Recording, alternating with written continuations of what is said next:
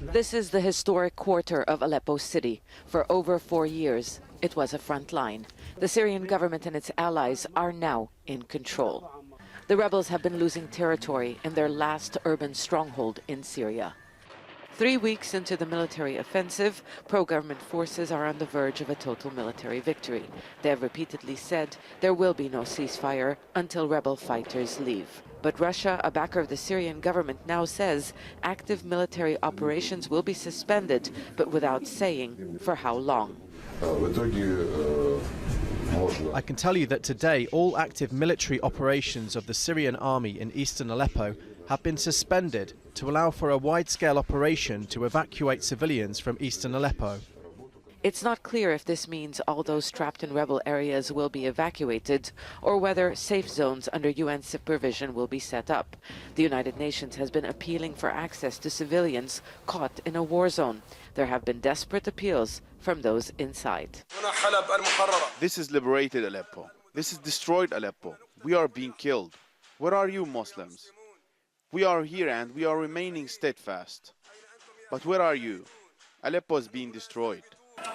Estimates vary on how many people are trapped, but the number is believed to exceed 100,000.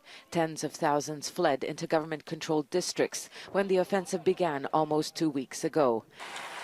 And as front lines continue to change, more and more find themselves on the other side, as government forces push deeper into what is left of rebel areas.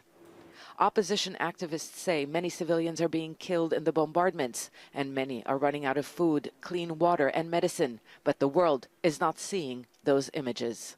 The main difficulty we are facing in our job is to show the world the suffering of the civilians inside Aleppo. The world is not seeing the whole picture. Internet is now patchy because the regime took control of the communication towers. So the activists inside besieged areas aren't able to send videos, and their priority now is to stay safe and protect their families. From across the border in Turkey, citizen journalists like Osama Hadba do their best to stay connected with their colleagues inside Syria, who in turn reflect the feelings among those whose voices are not being heard. Russia is demanding that fighters leave Aleppo before there is a ceasefire. How can the fighters leave the people unprotected? This means the government and the Iranian militias will take over the area. Civilians don't want to live under the regime, not after all the years of sacrifices and martyrs.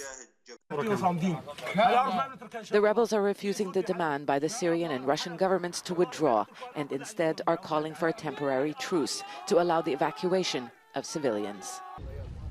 Russia and the United States have been holding talks on the terms for evacuations from the besieged areas.